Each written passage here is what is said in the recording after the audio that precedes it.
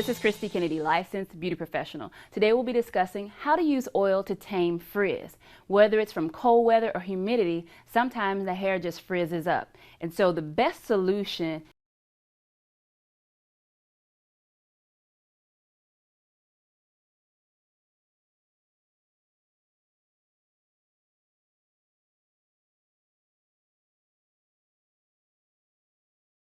where the frizz tends to occur most.